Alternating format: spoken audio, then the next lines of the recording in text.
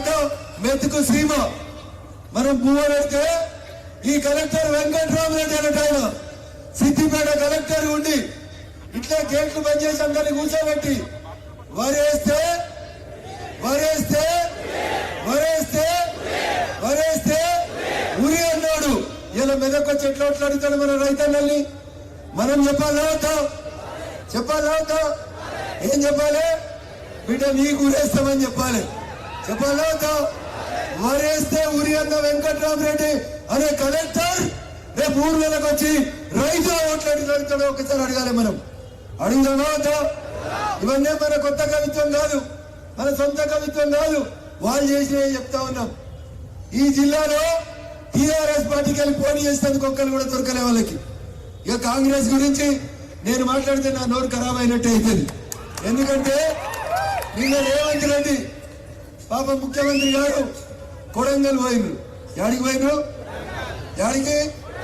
కొడంగల్ పోయి ఏమంటాడు ముఖ్యమంత్రి? నా మీద కుట్ర జరుగుతుంది.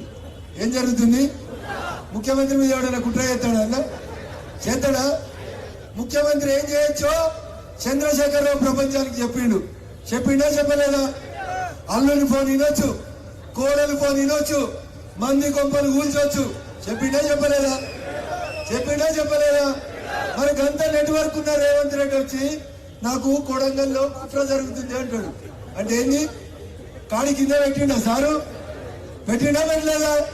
మరి మెదక్లు ఉందా కాంగ్రెస్? ఇంకా మెదక్లో కాంగ్రెస్ ఉందా? ఎవరున్నారు కాంగ్రెస్ లో? కాంగ్రెస్ అభ్యర్థి ఎవరు? ఆయన్నే చెప్పిండు ఏడ్చుకుంటా. ఏమని? కాంగ్రెస్ మోసగారి పార్టీ, కాంగ్రెస్ కోట్ల ఎద్దని. కావాలంటే వీడియోలు అందరికి చూపెట్టుర్రి, నేను చెప్పలేదు. ఇంకో పేరు చెప్పిండు, కులం పేరు చెప్పిండు. ఆ కులం వాళ్ళు ఎవరు కూడా కాంగ్రెస్ కోట వేయద్దు అని చెప్పిండు. సంవత్సరంలో 4 పార్టీలు మారొచ్చిండు. ఇలా కాంగ్రెస్ పరిస్థితి ఆలోచించాలి. 25 ఏళ్ళైంది మెదక్ పార్లమెంట్ లో కాంగ్రెస్ ఏ రోజు గెలవలే. ఎన్ని రోజులైంది? 25 ఏళ్ళైంది.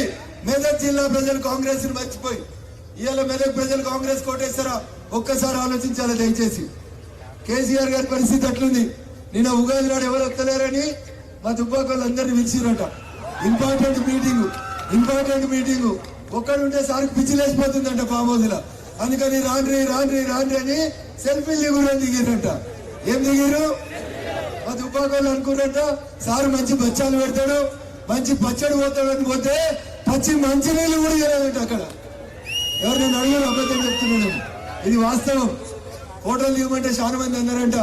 ముఖ్యమంత్రి అన్న 10 ఏళ్లలో ఒక్కరోజు కూడా గేట్ లోపలికి రానియకపోతే వారి ఇవాళ నీ ఫోటో ఎందుకు, నువ్వెందుకు, నువ్వు ఎప్పుడు చేయకపోతావని పరిస్థితులలో నీ బొమ్మ మాకెందుకు చెప్పారు. అల్లుడు అనేసి రాండ్రి అని ఫోన్ చేస్తే ఏమిస్తారు అని పోయిరు. ఏమిచ్చారు? ఏమి ఇవ్వకపోతే అందరికి తిక్క ఉట్టుకొచ్చి ఈ కాలువకు వండిన ఈ మామిడి తోట మొత్తం ఖాళీ చేద్దామని అందరు మనిషికి 2 మామిడికాయలు తెంపుకొని పోయారు. ఫామ్ హౌస్ మొత్తం ఖాళీ చేసి. ఇది టీఆర్ఎస్ పార్టీ పరిస్థితి. అందుకని దయచేసి ఒకటి ఆలోచించారు మీరు. రేవంత్ రెడ్డి గారు 3 నెలలకే కాడి కింద పెట్టిండు. చంద్రశేఖరరావు గారు ఫామ్ హౌస్ కి జనం రాక గోసపడుతున్నాడు. వీళ్ళంతా మనం తల దించుకునేలాగా పాలిస్తున్నారు. కానీ నరేంద్రుడి నాయకత్వంలో భారతదేశం ప్రపంచంలో ఐఎమ్ ఇండియన్ అని ప్రపంచం నలుమూలలా చెప్పుకునే రీతిలో నాటి నరేంద్రుడు కలలు కంటే ఈ రోజు ఈ నరేంద్రుడు భారతదేశ కీర్తి ప్రతిష్టల్ని ఆబుదాబి పోయినా, ఆడిలైడ్ పోయినా, అమెరికా పోయినా, ఆస్ట్రేలియా పోయినా ఐఎమ్ ఇండియన్ అని గర్వంగా చెప్పుకునే రీతిలో మన దేశ కీర్తి ప్రతిష్టల్ని పెంచిన నాయకుడు గౌరవనీయులు నరేంద్ర మోడీ గారు. మన తలెత్తుకునే చేసిన నరేంద్ర మోడీ గారికి ఎంతమా? కోడలు ఫోను, కొడుకు ఫోను, అల్లుడి ఫోన్ తలకాయ దినిచ్చుకునేలా చేసిన చంద్రశేఖరరావు గారి బీఆర్ఎస్ కోటేద్దామా? ఒక్కసారి మనం ప్రజలను అడగాలి. ఎవరికేద్దాం? ఎవరికేయాలి? రఘునందన్ అనేటోడు భారతీయ జనతా పార్టీ కార్యకర్తగా నరేంద్ర మోడీకి మెదక్ జిల్లా ప్రజలకు మధ్యన వారధిగా ఉండడానికి పార్టీ నాకు ఒక అవకాశం ఇచ్చింది. అందుకని దయచేసి కార్యకర్తల అండనే, కార్యకర్తల కష్టమే శ్రీరామ రక్షగా ఇక్కడ నుంచి ఢిల్లీ దాకా ఎదుగుతున్నటువంటి పార్టీ భారతీయ జనతా పార్టీ. ప్రపంచంలో ఉన్న ఏ సర్వే అయినా ఎవరు ప్రధానమంత్రి అవుతారంటే ఏం చెప్తున్నారు? ఎవరు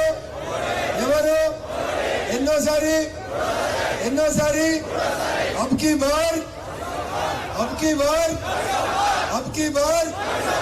400 ఎంపీలతోటి నరేంద్రుడు జూన్ 5 లేదా 6 ప్రమాణం చేయబోతున్నాడు. మనం ఏం చేయాలనేది ఆలోచించుకోవాలి.